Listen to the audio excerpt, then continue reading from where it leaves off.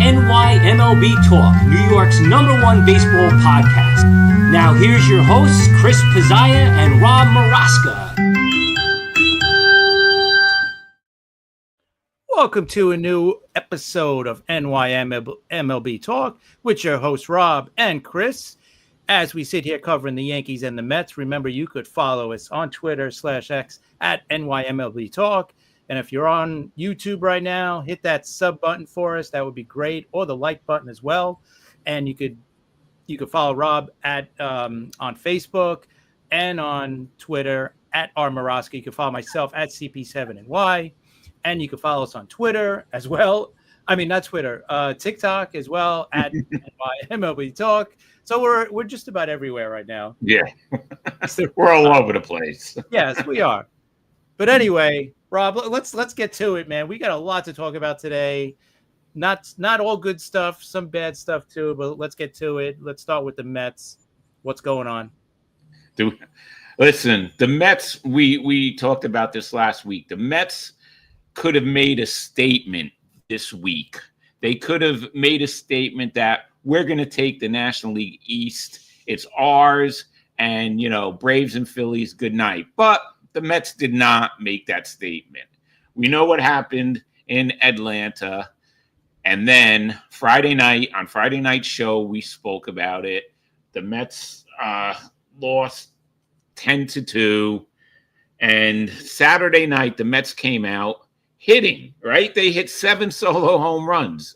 All right. Mm-hmm. That's tying a major league record. And I'm saying to myself, well, this is great. The Mets are, they're hitting. Maybe they're coming out of their funk. They're going to win a game because they didn't win in a week. We know. Lindor hit a solo. Lindor, Nimmo, and Soto hit back-to-back home runs. And I said, all right, maybe the Mets are back. Soto hit 2 of them. Young hit 1. Alvarez hit 1, and then Alvarez was sent down, but we'll talk about that in a little while. So, the Mets were back. Cannon got the win. He didn't look great, but he's 7-3 with a 3.91 ERA now. But you know what? The Mets won, and I said Sunday's night's game's going to be pretty good. It's going to be competitive. Peterson's pitching, and for the first 3 innings, he pitched well, but in the 4th inning, he gave up 5 runs. And the Mets, once again, their bats fell asleep, no offense at all, and the Phillies took the series. Yeah, and just some numbers here. The last 9 games for the Mets, 1-8, obviously their record. They've been outscored 62-28. Their ERA, 6.37. They've scored 3-point runs a game. They've had 6 losses by 4 or more runs. They've scored only 1 run or less 4 times during this stretch. So here's my question to you. Are you concerned about the team, or do you think this is just a little bit of a speed bump and they're going to bounce back? Well, what are your thoughts? I think right now, because it's the end of June, I'm not going to panic. I think it's probably a speed bump. But listen, there are things. I said Alvarez had to get sent down because not only was he not hitting, even though he hit a home run on Saturday night, but it was affecting his fielding as a catcher. He's throwing the ball to the wrong base. There's pitches that he should have caught that were, he had pass balls. Even Hernandez keeps talking about it, the way these catchers are positioned now. It's not like it used to be. There's a lot of pass balls because they have their leg out. It's like craziness. So I think it was in his head. He didn't have a spring train. He got hurt. So he needed to have a spring training time instead of coming back really, too soon. So I think that's the best thing. He was sent to Syracuse. Let him go down there. Let him catch every day for Syracuse. And let him get his work in because, listen, it was hard watching him. He was not doing anything. So, and we know what he's capable of doing. We saw it last season. So let's hope that wasn't a fluke. Let's hope that he comes back and that this helps out. So I'm glad that the Mets moved him. But listen, the main thing is the pitching, and we talked about this Friday night. The pitching was over the top from the beginning of the season. Better than we thought they were going to be. The bullpen and the starters both together. Now, they're having problems with the injuries, but wait, have no fear, because guess who's pitching Tuesday night against the Atlanta Braves? That's right. Frankie Montas is going to start Tuesday's game for the New York Metropolitans. So that's going to be another one where Frankie to the rescue. It's going to shock me. All right. They were saying, well, the problems he was having for his rehab starts were just, he was working on things. Yeah, he was working on like a 10 ERA is what he was working on in the minor leagues. So let's see what happens on Tuesday night. They have to, the pitching. I think that the bullpen now is just, they're overtaxed. The guys, they were getting rest, and now they're not getting rest. And you could see in the results of the bullpen, it's not what it was last month. So there's problems that they have to straighten out. But right now, listen, they went into Philadelphia tied for first after losing, pretty decent lead, and they left in second place. Let's see what happens tonight against the Braves at Citi Field. Could they bring back the Citi Field magic that they've had for most of the season? The last homestand, horrible, but we'll see what happens. This is an important series. Now I could say it. This is an important series against the Braves. They have to take at least 2 out of 3 from the Braves, or else it's going to be the Braves making a statement. And we know what happens when the Braves start to hit and when the Braves start to win games. It's going to be a 3-way race. Yeah. You got 4 games against Atlanta. Right? Yeah, I'm sorry. We got 4 games against Atlanta. And then at least Pittsburgh, then we play Pittsburgh. You're right. We got 4 games. So the Mets have to take 3 out of 4. Take 3 out of 4, and then Pittsburgh, you got to take care of them, right? I mean, that's got to be a sweep there, because we know what Pittsburgh, unless Skeen pitches, but you know what? If he pitches 6 or 7 innings of great ball, you still got to bounce on their bullpen. So I think it's not as bad. I'm going to be the positive guy here about the Mets, right? Because listen, once Senga comes back, right, that rotation is pretty solid, right? You got Senga. You're going to get Minaya back probably this week or next week, right? I think he's got one more start in AAA, or is he set, right? One more start. I think he's got one more start. One more rehab start, and he'll be back. So that means you got Peterson. Think about this in August, right? Because you figure that's when Senga comes back, right? So you got Senga. Yeah. You got Minaya, 1 and 2. Peterson. That's 3 really good starters going into September and, of course, the postseason. The one thing you got to figure out is who's going to be the 4th starter. Like Clay Holmes. Are we worried about Clay Holmes now? Because we've been kind of talking about this. Are you worried about him in the second half? Well, I want to say hello to Joe Dell and to Jonathan out there, Everyday Mets. You know what? He's already passed, the most innings he's ever pitched in a major league. So you have to be a little worried.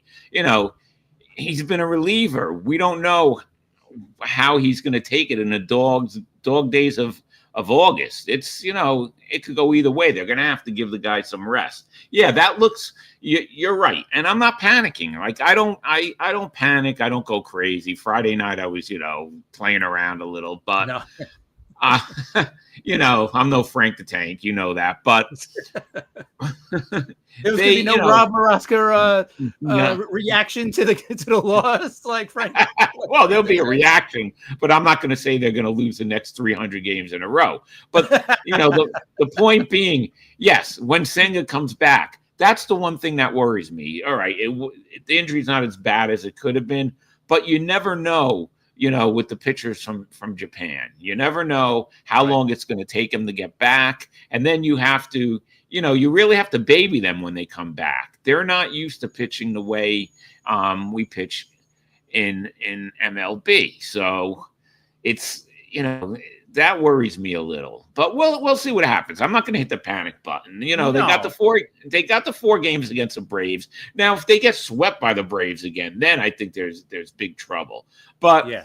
Hopefully Soto hits at Citi Field, Alonso hits again, and right now I'm going to think positive. All right, so if they get 3 out of 4, that would be great. We'll just have to see what happens. Listen, I'm not worried about the top of the lineup for the Mets. I'm not worried about Alonso, Soto, Lindor. I'm not worried about those guys. It's Nimmo, the second, it's that right, Nimmo too. Like the second part of the lineup is where I'm concerned about, right? Like what are you getting from third base?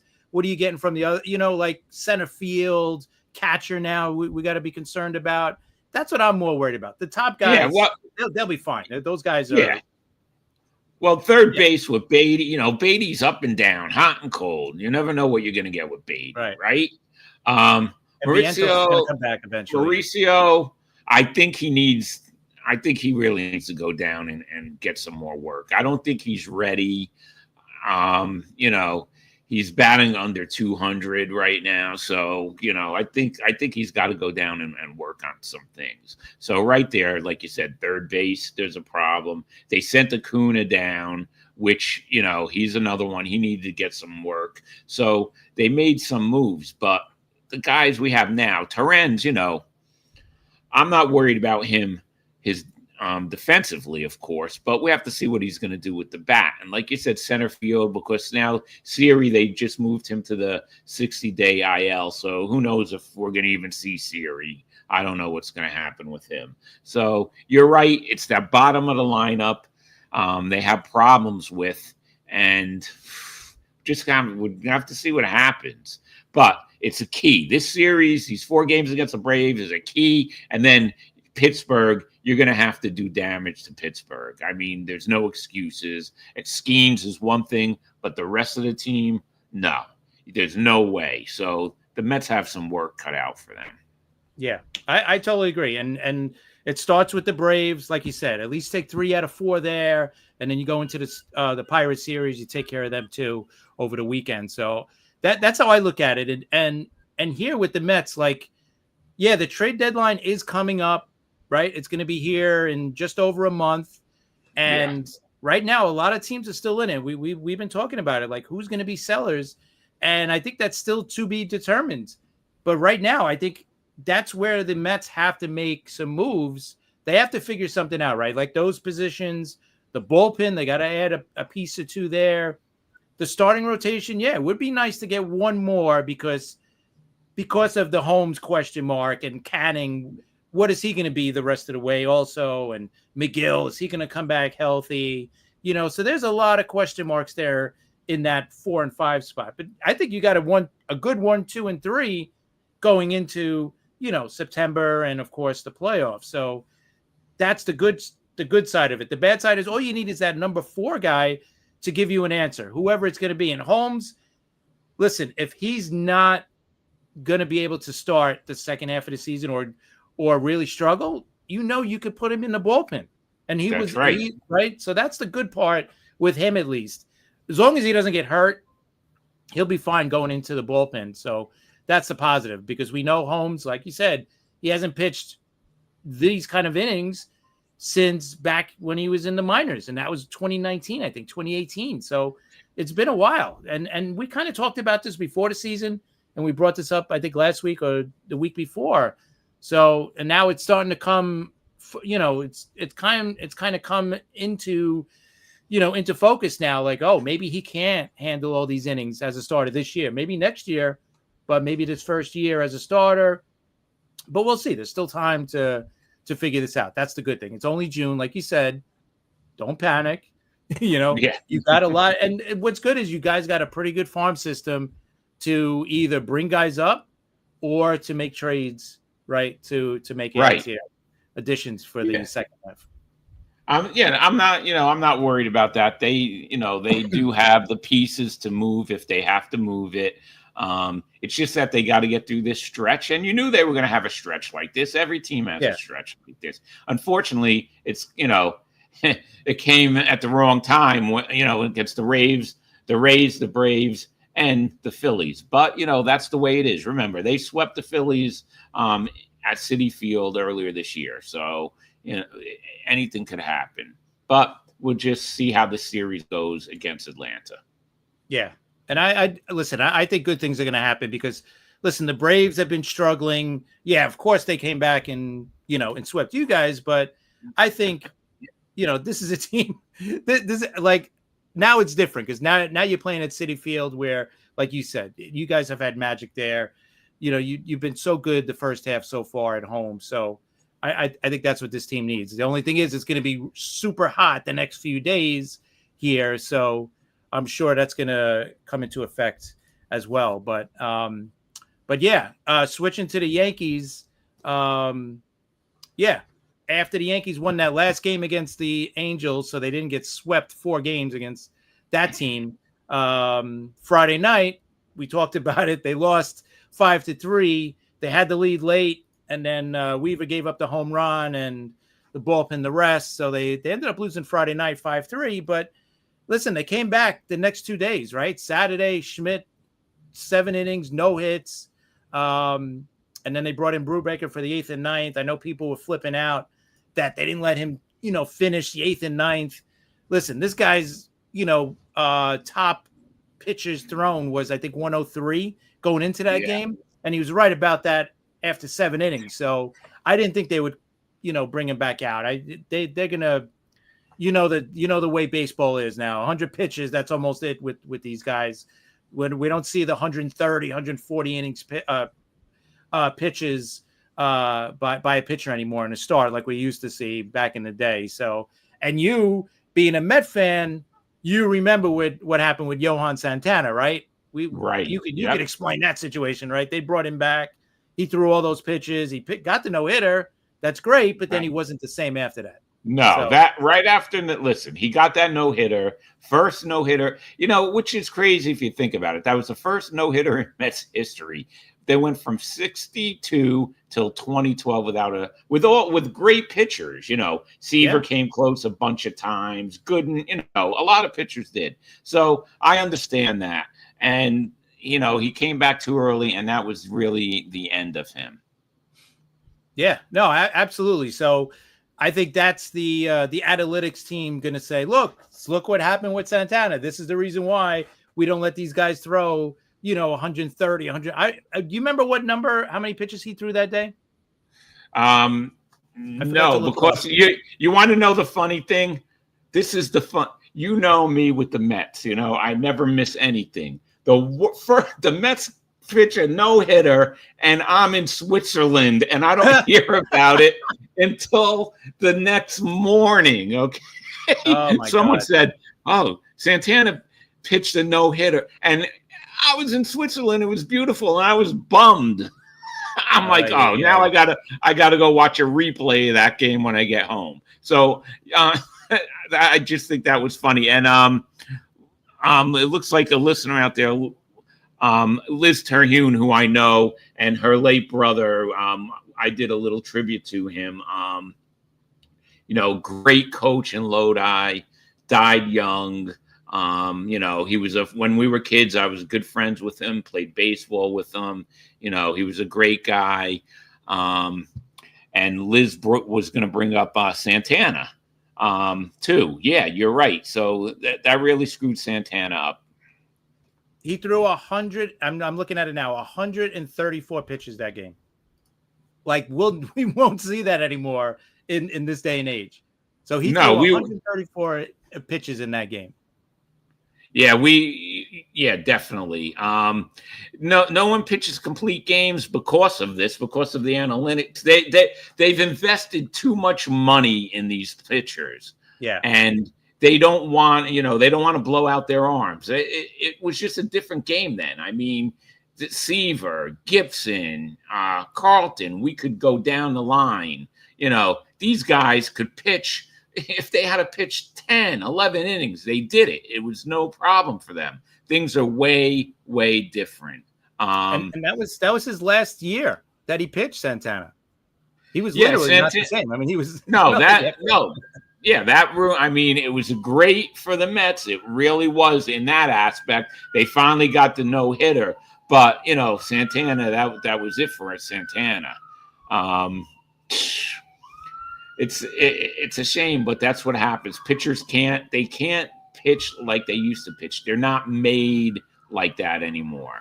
Right. They're just not built that way in the minors anymore. Like in the minors, they go in 100 pitches as well. So they're not going to change what they do in the minors. They're not going to let them throw 100 there and then let them come up to the majors and say, okay, now you could throw 130, 140. Right. So the only complete games you see is if a guy gets through 9 innings and keeps his, the pitch count low, which unfortunately we don't see that often either. So anyway, he pitched great. Schmidt, 7 innings, no runs, no hits. And then Brubaker did give up a hit, obviously, but they still finished out the shutout. And then Sunday, the 11:30 game on Roku. It was actually, you know what? Their presentation was actually pretty good. It was better than ESPN's. Yeah. So I enjoyed it.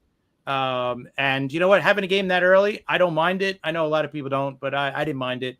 It kind of, gets it out of the way early, and you got the rest of your day to do, right? Especially in case they lose. You're like, oh.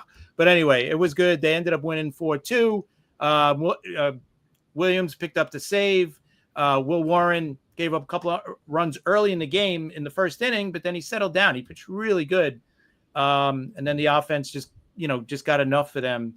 Again, in that game, hitting with runners in scoring position a little bit better, but that's where their problem is. They're just leaving guys on base too much. You know that problem too. Yeah. But yeah, and then the rest of the week we're going to Cincinnati for 3 games, and then coming back home for 3 games against the Athletics, the A's, the Sacramento A's. Yeah,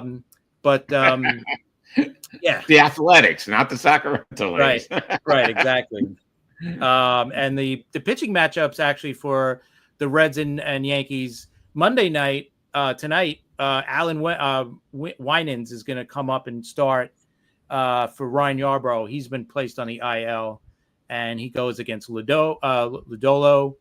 And then tomorrow, Rodon faces Chase Burns, one of the top pitching prospects in baseball, being brought up by the Reds. So I'm very interested to see how he pitches. And then Wednesday, you got Max Fried against Brady Singer, the former Royal who they traded for in the offseason. So I'm looking forward to the Reds. Listen, I like the Reds in the spring, and before the season started.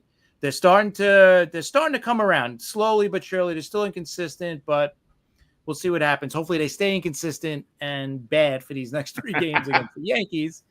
But that's about it with the Yankees. Stanton came back this week. He's been hitting okay. So I think it's just a matter. I think we're in the same position as you guys with the trade deadline, because they're going to make moves. It's just a matter of they're waiting for teams to put up the white flag to say, okay, we're going to sell, and we're going to be willing to make some moves. And I think a lot of teams are in that position, right? Because we've been saying it. A lot of these teams in the league are flawed, and they're looking to make a move. Obviously the Giants and the Red Sox made the move last week for Devers. Yep. That may end up being the biggest or the best batter being moved at the trade deadline this year, right? Because so many teams are going to be in it. I don't know who's going to be available.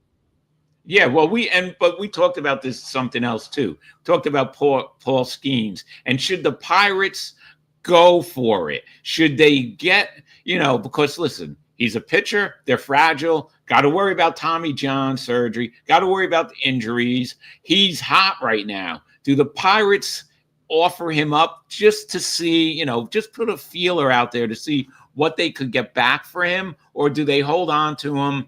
Because we know, in most cases, people would say, well, he's a franchise player. But we know what's going on in Pittsburgh. They're not spending money. They didn't spend it this offseason. They're not going to spend it next offseason. Then, after next season, we might have a work stoppage. So what do you think? Do you think they should, put a tease out there and say he's available or, or not? I don't think they're going to do it this year. Yeah. I'm going to think at some point I think they have to, because there's no way this guy's going to sign there. I don't think so. I don't see him signing anything before he hits free agency, no matter what that deal is, unless they give him some crazy amount of money that he just can't say no to. But even then, he still might say no, because he knows he's going to be stuck in a city that he's just not going to be able to win if the owners are not going to spend money, right? Yeah. Right. So, but you brought up a big point, right? After 2026 season, we're going to probably get a work stoppage, and they're going to be back and forth about a salary cap.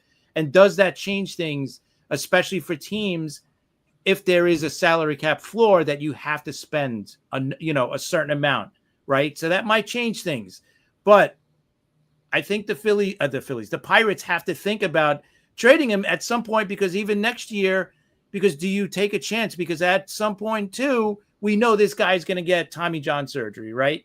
With the way he throws, 100 miles an hour, they all get, sadly, that's what's going to happen to this guy, right? It's going to happen. He's going to get Tommy John. So do you trade him before that? Because if that happens, you're losing at least a year and a half, right? If he does get Tommy John.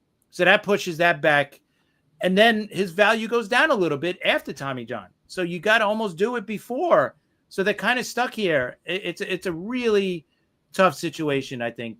But I think they are going to trade him eventually. I just don't think it's going to be this year. I agree with you. Yeah. Be next. I don't think it'll be this year, because that place really will, forget about that. And it's a beautiful ballpark too, but yeah, that'll be empty. A nice stadium. I mean, or at least one of the nicest stadiums in the league. Like, why would you have such a beautiful stadium and not try to get people to come to the games? We've said it time and time again. It's the pocketing of the money, the revenue sharing. It probably is, but it's ridiculous. Such a beautiful ballpark, but who wants to go out there to see a team that just consistently loses, and they're not even in the run for it? At least if they were in the run, I would generate some excitement. But, with only a few players, good players, Pittsburgh's going nowhere. So I think you're right, though. I don't think it's this year, but it may be next year, and maybe the trade deadline next year, because with the work stoppage, and we don't know, they might make a floor for spending, which they probably should. But who knows? Then they're going to want to do something with the ceiling, with the cap also. So it's going to be, we may be in for a long work stoppage next year. I think so, because listen, the players union does not want a salary cap, and the owners want a salary cap. So that's where they're going to be stuck. So I don't know how they're going to come up with an agreement here.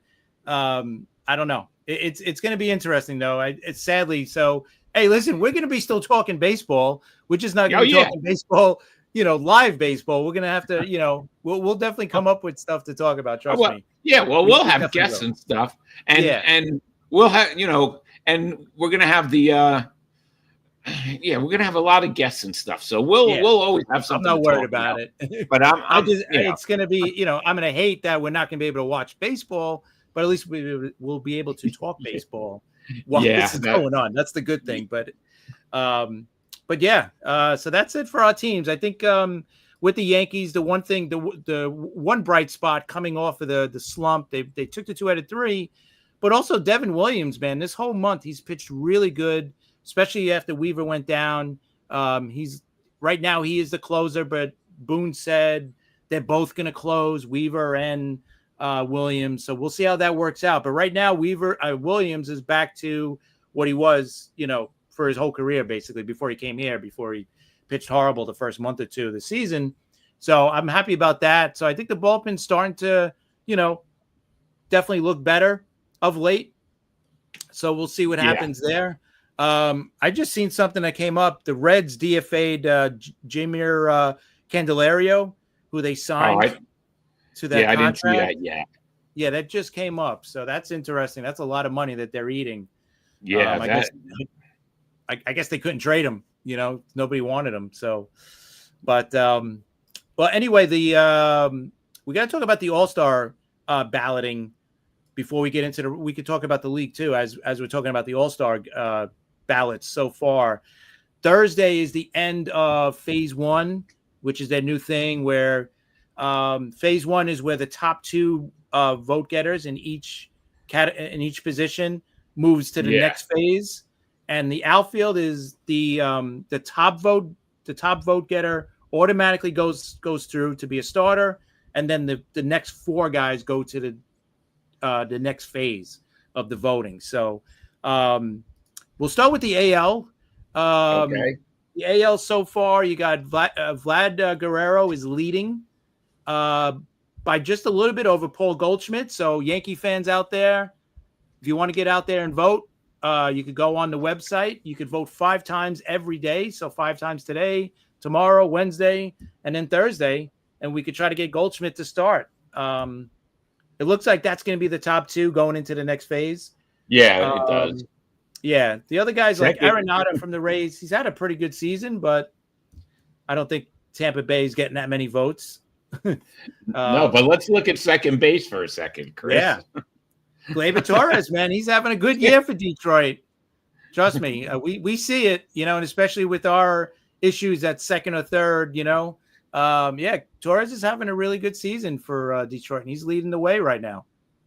Yeah, but you have to think, that maybe that wouldn't have been the case if he stayed with the Yankees. So, you can't think of it that way. He, different team, different atmosphere. But, he's ahead for second base. You're right, over Jackson Holiday. Yeah, and hopefully Jackson Holiday, he's got a small lead over Altuve for that second spot. So hopefully Holiday could hold that so we don't have to worry about Altuve there. Shortstop, you got the rookie Jacob Wilson of the A's. He's having a great rookie season, man, and he's leading the way. And to me, this shows a lot that he's leading over Bobby Witt Jr. of the Royals because Bobby Witt Jr. is so popular, right? So it looks like that's going to be the top 2 there. Chris, real quick before we get back to that, we have 2 things we have a couple of comments. So Jonathan says, you like my salary cap idea? Hard salary cap, $280 million. Second, the salary floor, $140 million. Real quick before we get back to the All-Star thing, what do you think about that? That's not that bad. I would think the players would want the floor to be a little bit higher than 140. Yeah, me too. If they're getting a cap, they would, the 280 on top, they would probably want that floor to be a little bit higher. I agree. That's the only thing, but I like the idea, and I think that's pretty close to being fair, because listen, 140, you would see a lot of teams are below 140 now. I think about half the league is below 140, so I like that. Me too. A little higher, like you said. And Liz, I just want to say, yes, sending Alvarez down was a good idea. I said it a couple shows before. I thought that the Mets should send him down. So yes, I agree with you. It's a good move. Let him get some work there. All right. Sorry, Chris. Let's go to where were we? You were talking about Bobby Witt. Yeah, Bobby Witt Jr. Real quick. You're right. It's Wilson's having a great year for the A's, but the A's are going nowhere. So that is a little shake. It is a little shocking. It'd be strange to see an A's player, right? I mean, they're playing in Sacramento. You wouldn't think that, but that just shows you how good of a season this kid's having. That people are voting for him. And then at third base, Jose Ramirez leading the way there, and Bregman is second, but he shouldn't even be second since he's been hurt now for a while. But Ramirez is going to probably start there. He's got almost 3 times the amount of the second place guy. So he probably gets that. Outfield, of course, Judge is number 1. He's got a pretty comfortable lead over Riley Green is number 2. Javi Baez is number 3. I don't know. I don't even want to hear that. Yeah, what are we doing? What are we doing? I don't know. Yeah, don't even talk to me about that. Listen, he's definitely had a comeback season without a doubt. I don't know about being, in the All-Star, starting All-Star. But then you got Trout. Listen, Trout's not having a great season, but I think the fans would love to see Trout start right in the All-Star game because of all the injuries he's had and all the games he's missed. I would love to see him out there too. And you got Kwan also. Bellinger's a little bit. He's like 100,000 votes behind Stephen Kwan for that 5th spot. So hopefully we could get him up there. Catcher. I mean, who else are you voting for here? Right? Yeah, Cal no Raleigh. Yeah. He's ridiculous. Let me just, I seen this post. Where was it? I seen it earlier today. He is just ridiculous. I mean, what a year. Think about this. On June 22nd in 1998, okay, Mark McGwire had 33 home runs, and we know where he ended up. Sammy Sosa had 30. Cal Raleigh right now has 31 home runs. So he's That's right amazing. in. So that just shows you what kind of a group he's in right now. Okay, that's the kind of season he's having. And listen, he's starting catcher. I don't want to hear anything else. Yeah, I don't think there's any doubt about that. No. DH, you got Ryan O'Hearn for the Orioles is leading the way by a lot over Ben Rice and Brent Rooker. So it looks like those are the top 2 there. And then we'll switch to the National League. This one for you, first base. Freddie Freeman is leading the way by $500,000 over Pete Alonso. Yeah, Alonso, you want to know something? This is the year that Alonso deserves to be the starter. He's having an amazing season. He's the reason why the Mets he's the main reason right now. Lindor, the pitching and all that stuff, that the Mets, are where they are right now. So I think Alonso has earned it. But with this voting, LA, there's always a lot of voting in LA all the time. I mean, hey, and New York fans, let's go. Come on. I know that. Come on. There's more, come on. New York's the 5 big votes apple. a day. You could vote 5 votes 5 times a day. Get out there, get on your computer, put it in. Come on. It's not that hard. Anybody so it's free. So that could go either way. I'd love to see Alonso, obviously. And that looks like it's going to be the top 2 going into phase 2. Yeah, it is. Yes. So he'll be there, but he really should be the starter. Second base, you got Ketel Marte. He's been great the last few years. He's leading the way with $1.5 million. Tommy Edmonds about $500,000 behind him. So and I don't even want to. Yeah, I don't even want to hear about him. Right? Yeah, Marte deserves it too. I'm with you. Shortstop. This is the big one, right? The shortstop's a big one.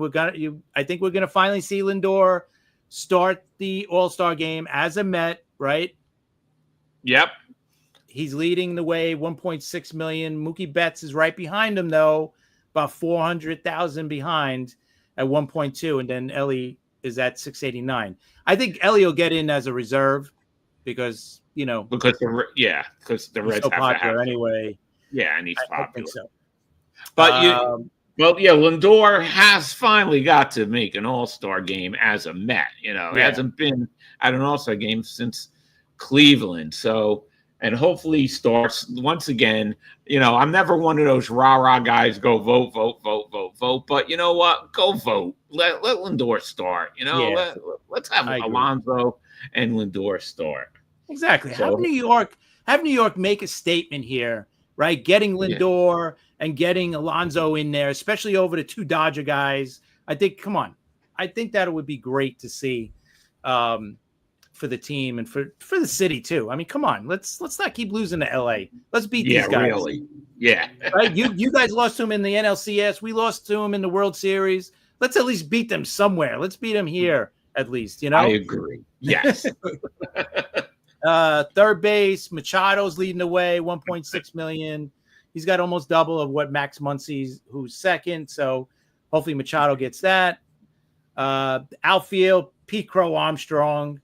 You guys, I know. I hate to mention that guy's name, but because we just mentioned the other guy, and, right? I didn't want to bring that up, but and the other guy may be starting.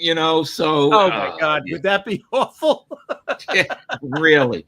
Like, what happened to that guy when he played for the Mets? He was a joke. He was a joke when he played for the Mets. That's just the way it is. He did stupid things. He acted like a joke. He was a joke. What happens to these guys? Like Alomar, right? Baega, remember when he came? Like, all these guys come here as stars, and then something I don't know. Jason Bay, I don't know. It's just, but I mean, it doesn't always happen. I could go down the line, Hernandez. I could go down the line with Carter and Piazza, but I don't know what it is. It just happens. But yeah, Armstrong, listen, he deserves to start. He's monster season right now. Yeah. He definitely, I mean, he might even get MVP this year too. Then you got followed by Teoscar Hernandez. Dodger, he's having that great of a year. Me Kyle either. Tucker, Acuna coming back. He's been on fire since he came back. Yeah. Soto is 5th right now, and he's just above Corbin Carroll, who's had a great season. So let's again, that's another guy you want to vote for to get him in at least to phase 2 or the next phase, whatever it's called. Listen, if he goes on a hot streak, if he goes on a really, really hot streak, then he'll get more votes. So let's see what happens with Soto. But you're right, Acuna Jr. come back, and of course he's on fire now. And the Mets have to deal with him starting tonight for the next 4 games. So we'll see what happens with that. Catcher is Will Smith leading the way. He's got almost 3 times the amount of the second place Carson Kelly. Alvarez has the 4th most votes in the National League for catcher. Just to throw that out there. Yeah, I don't know how, but I don't know how either. That's the stuffing of the ballot box right there. That's what that is, because Alvarez is maybe for Syracuse, but right now he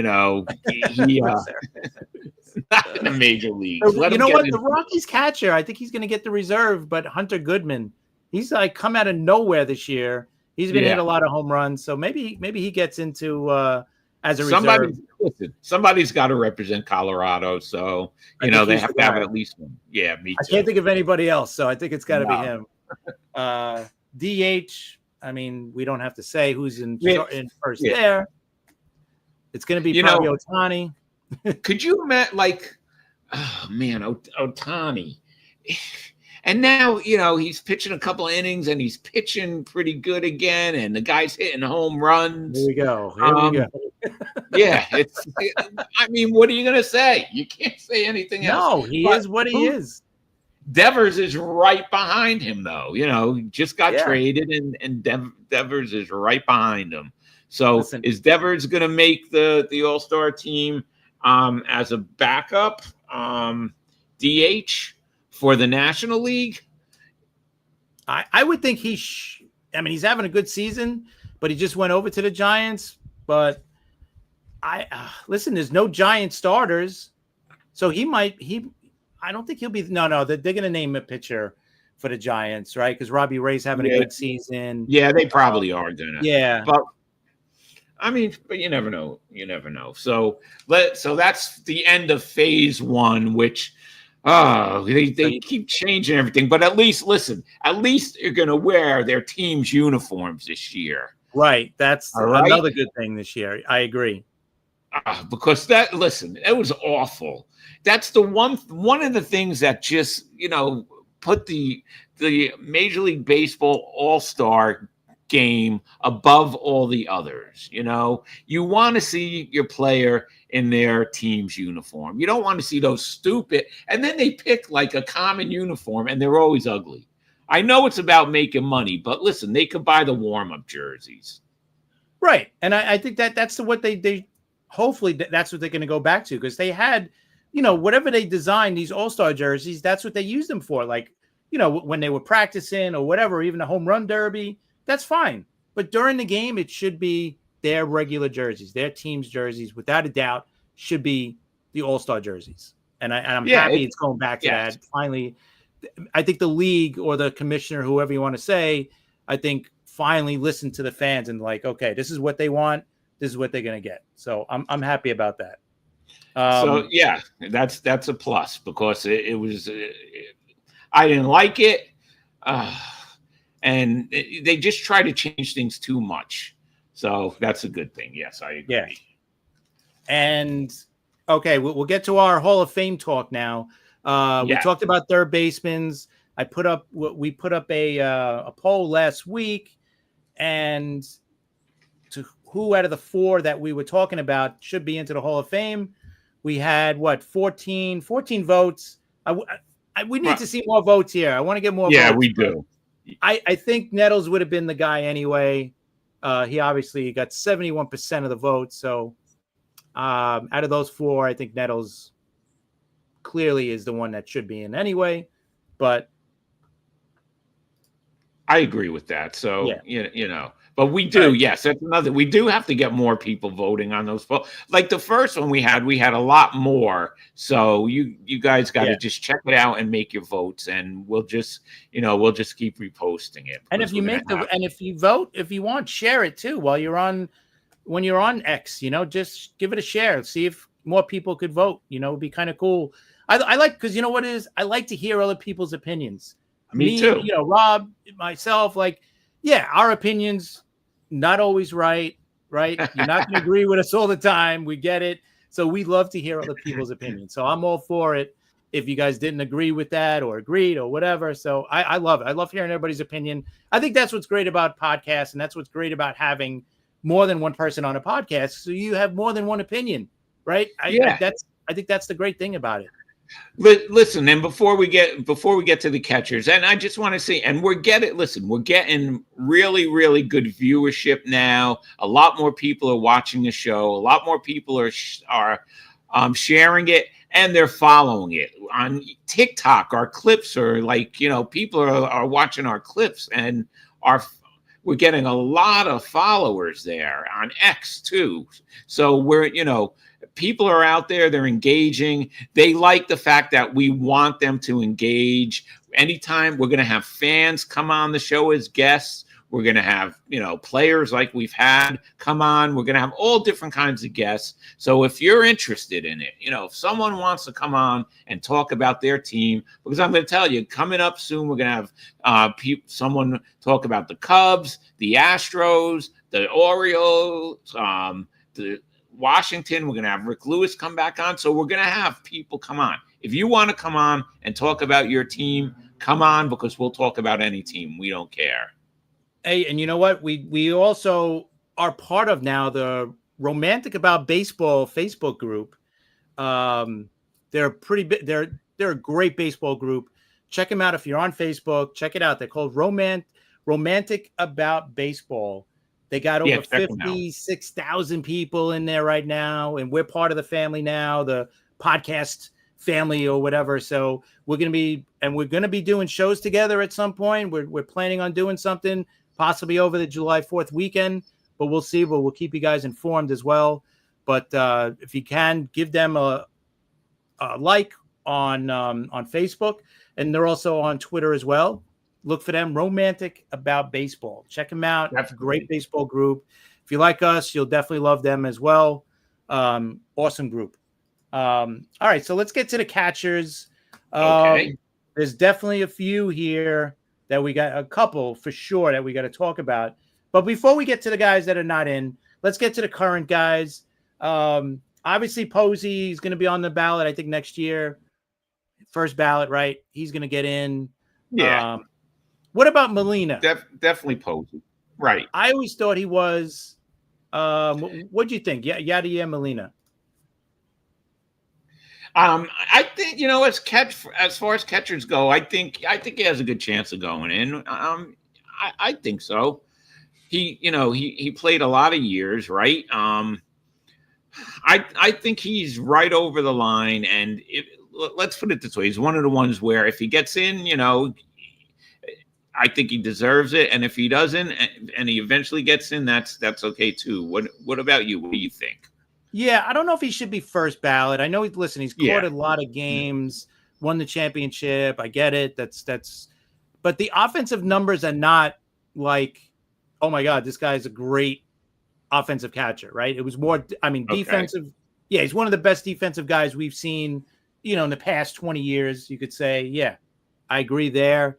But offensively, his numbers to me, they just don't, I don't think they are Hall of Fame offensive numbers. 176 career home runs, just over 1,000 RBIs, 277 batting average. I don't know if that's Hall of Fame. 2,100 hits. I mean, it's not bad. No, the 2,100 hits is not bad. He's on the line. Yeah. Okay. I think he gets in, though. I do think he gets in. Yeah, me too. Not first ballot, though. No way. No, I don't think first ballot. Ballot. I should say ballot. Definitely. I don't think anybody else playing now, at least, I mean, listen, what Cal Rowley's doing now is pretty special, the first half he's had. But let's see what he does. Yeah, let's see what he does over the next 5 or 10 years. Yeah. Let's see what kind of numbers. What about Sal Perez? What are your thoughts on him? I don't know. Yeah. Listen. We know what we know what he did against the Mets, right? Yeah, he's got a World Series MVP, right? Yes. I think it was that year, right? It was that year.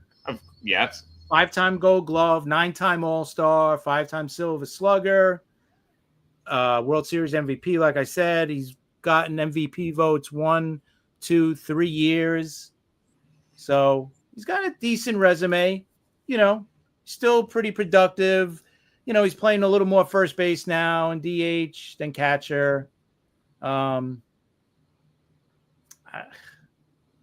His offensive numbers might be better than Molina's.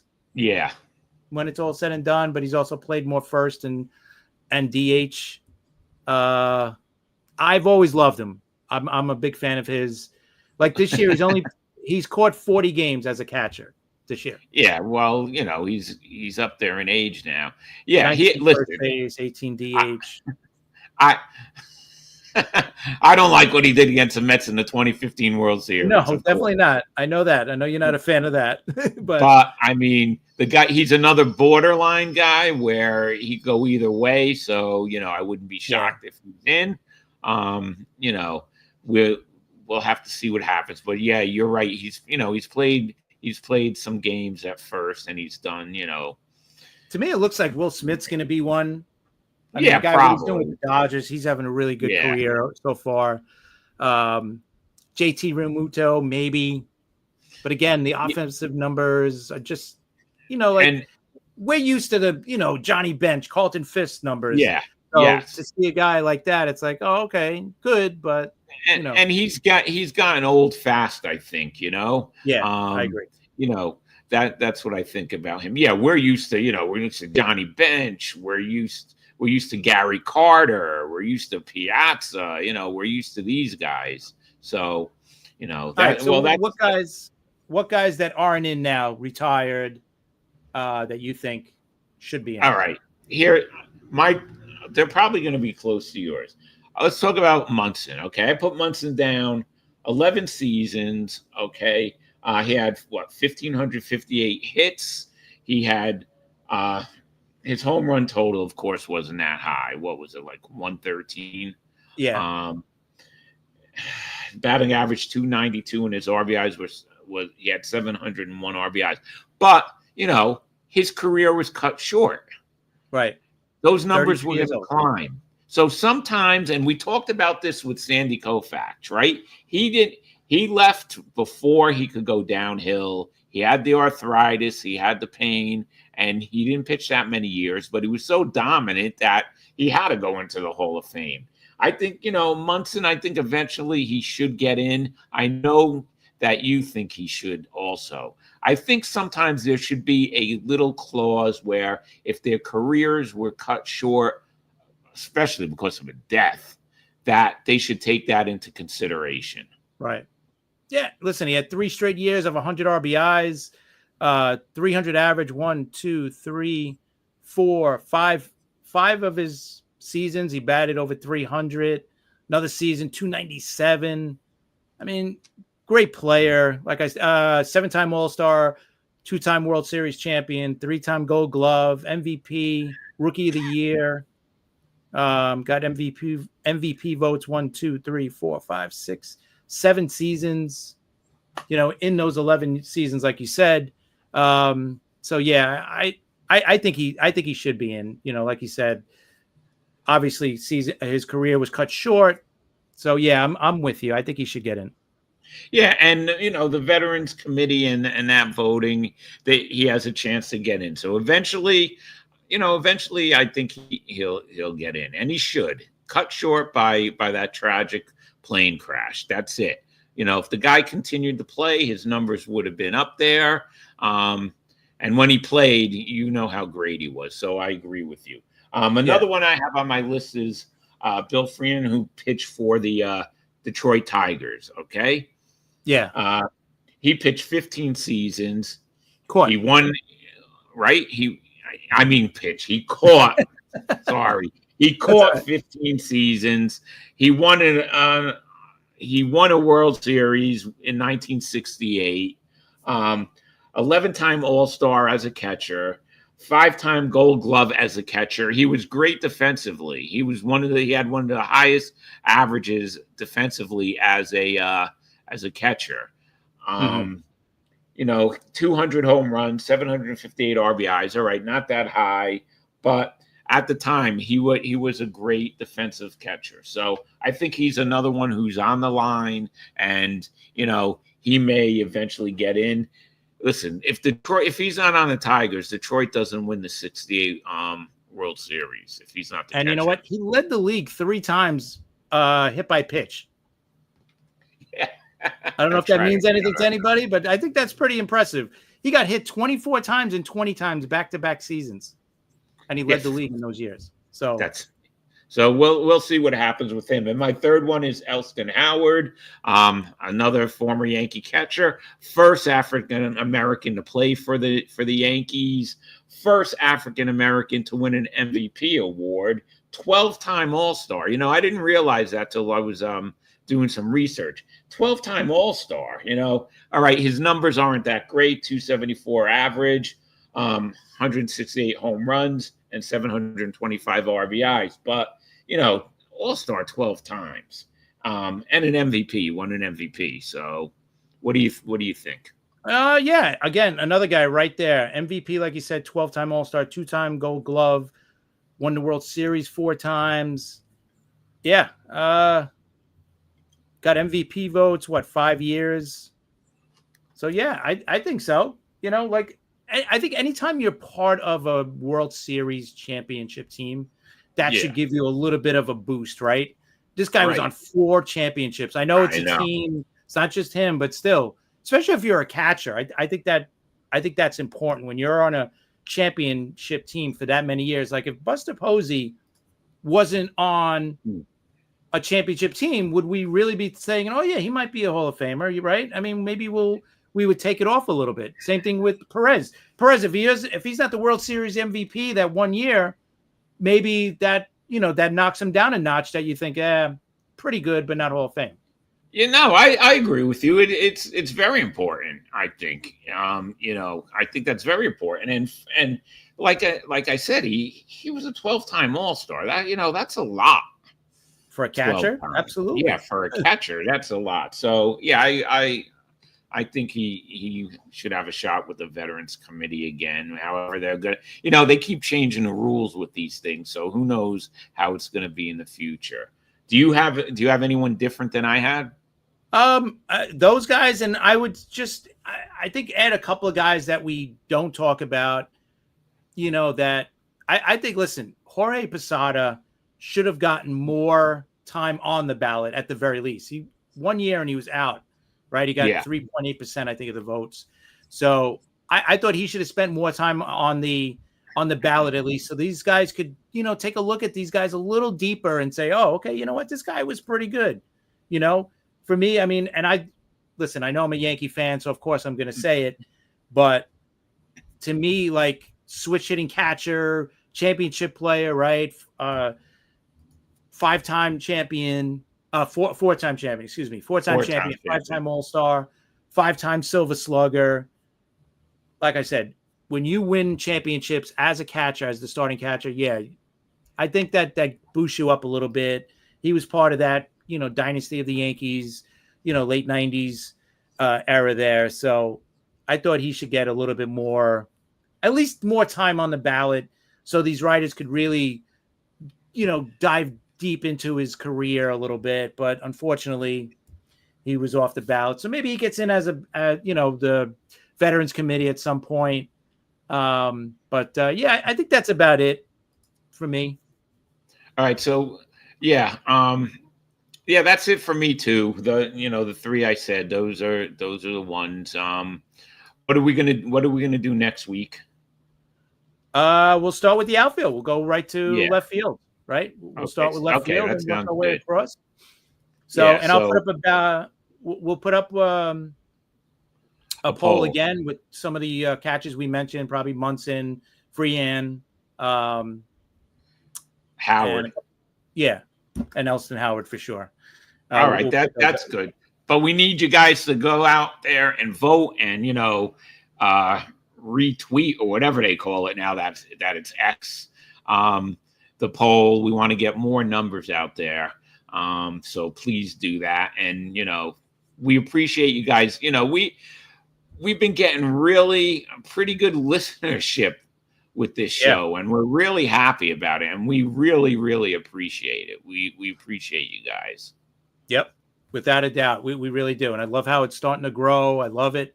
I love how more people are getting involved and following us and all that. But if you can hit that sub button on YouTube, that would be great as well. We have a couple of on this date. I know a couple of things came up. And I wanted us to talk about it because there were some pretty strange things happen on this date. First thing I don't think I told you about this one, but I seen this pop up in 1917. Babe Ruth started a no-hitter for the Boston Red Sox, but he didn't retire a batter. And that's because he walked the first guy that he seen, and I guess he didn't like the balls and strikes being called, and he ended up punching the umpire and getting thrown out. You didn't tell me that. But the reliever, Ernie Shore, came in and recorded the next 27 outs to have a combined no-hitter for that game. So that's a pretty strange thing that happened on this date in 1917. So over 100 years ago, Babe Ruth punched a umpire in the first inning after the first batter. Imagine that happening. I did not know that. Imagine Shohei Ohtani punching the umpire in the face. Nah, it was a different game, right? It just it would be amazing to see. But and another amazing thing that we probably, with the way the DH is now and pitchers not hitting, we will never see this again. But on this date, in 1971, Phillies pitcher Rick Wise hits 2 home runs as the pitcher and also hurls a complete game no-hitter against the Reds at Riverfront. That was amazing. See, I remember him pitching. I've watched him pitch on TV. So, decent pitcher, not great. But Chris, I'm going to add something to that. He hit 2 home runs in a game again in the same season. All right. That's twice the same season. That's unbelievable. You're never going to see that. Never going to see that again. The only pitcher you're going to see. Shohei Ohtani. Yeah, I was going to say that. All right, Superman. He and he did it. He no-hit a great hitting Cincinnati Reds team. Bench, Foster, Lee May. Just unbelievable that he did that. He no-hit the big red machine. The big red machine, right? Yes. That was the beginning of it. That's right. And he no-hit that. He hit 2 home runs. So an amazing feat that we will never see again. That's it. And one more today in 1984. If everybody remembers this game, the Sandberg game in Chicago, Ryne Sandberg goes 5 for 6, 7 RBIs, including a game-tying home run in the 9th inning off of Bruce Sutter, and then again in the 10th inning off of Bruce Sutter. And oh, by the way, Hall of Famer Bruce Sutter. And this was an ex-Chicago Cub, right? Too. So there you go. Both Hall of Famers, right? He was an ex-Cub, and he was also he also ended up being a Hall of Famer in his own right. So that's that one. I'm sure all the Cubby fans out there remember that one. I remember watching it on. I think wasn't it? I think it was a national game. Was it? Because I remember. Yeah, I remember watching it. So yeah, I think it probably was that NBC game on. Yeah, I think it was on NBC. But whatever, I remember watching it. So yeah. So listen, a lot of cool things happened on this date. Pretty cool. Let's see what happens. Maybe something special is going to happen tonight at Citi Field. Maybe something special is going to happen in Cincinnati tonight. Hopefully for our teams, but we'll see. Anything else, Rob? No, that's it. Like once again, and the contests are going to be coming back. Okay, now that we're here and not on SportsWire, we're gonna have contests here. I'm working on something. I'll let you guys know. I have a box we're gonna have right here. Oh, look at this! It's gonna be part of the contest. So just letting you guys know. Okay. Yeah, we have a bunch of contests and giveaways that we're gonna announce. So you guys, just check us out all over the place because now we're all over the place, and I'll put that up as soon as we decide which one is going to be the first contest, Chris.